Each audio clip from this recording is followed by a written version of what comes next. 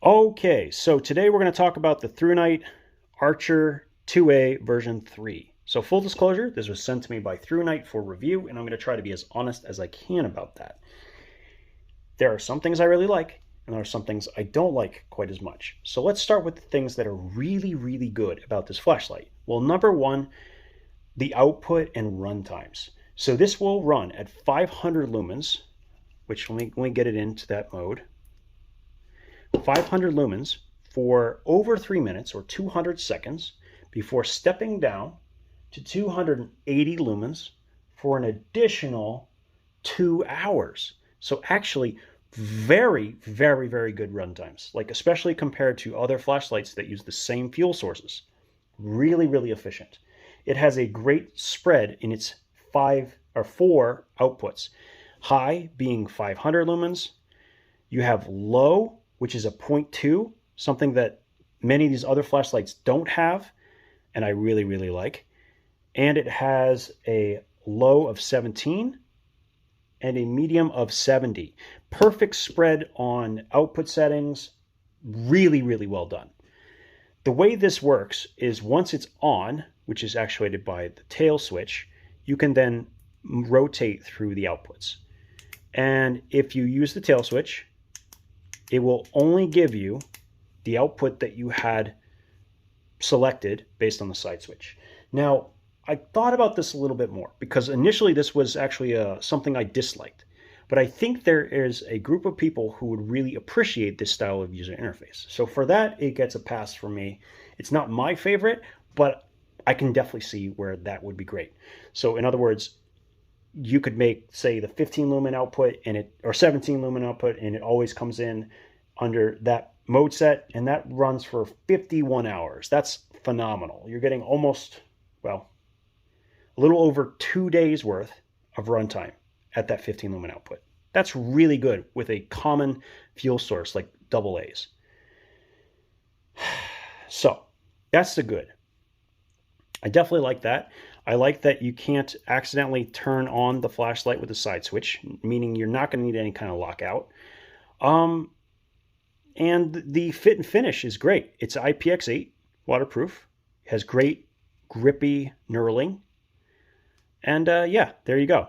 Now this clip is connected in the center of this flashlight.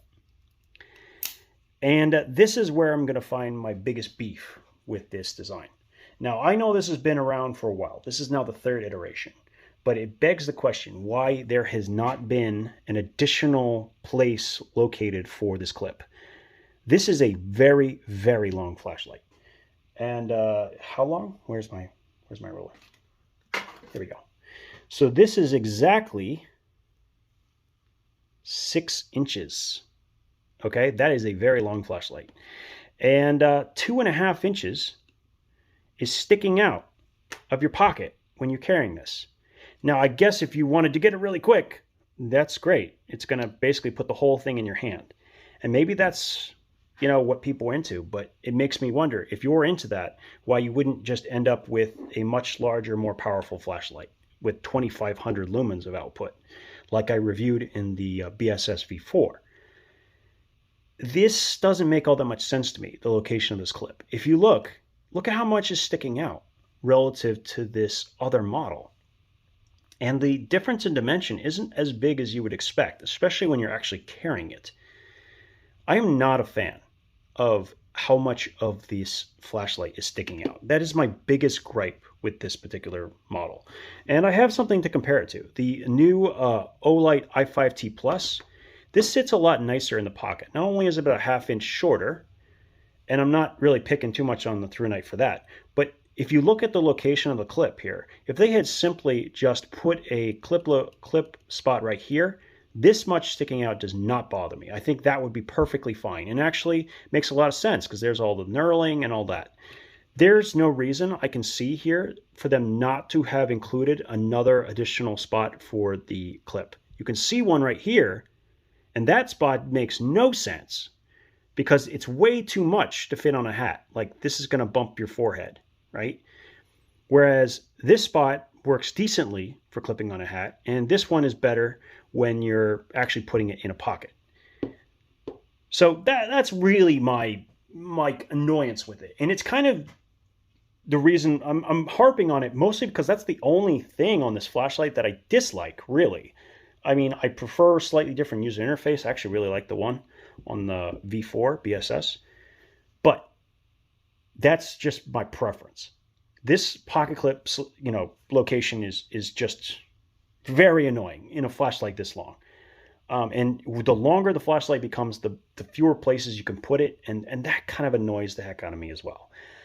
Personally, I actually have a spot in my pocket for, like, I have a side pocket in these Vertex pants that I don't even need a clip, so that's how I would carry it. This whole thing kind of, this exact amount sticks out of that pocket, and it's great. But most people don't have that. They have standard pockets, and this is just going to get in your way all the time. So if they ever do another version of this, please, please, please, please, please, please, give me a spot for your clip over here. At least then we're comparing apples to apples. And I think in that regard, it crushes the i5T, because the i5T has 2 modes, right?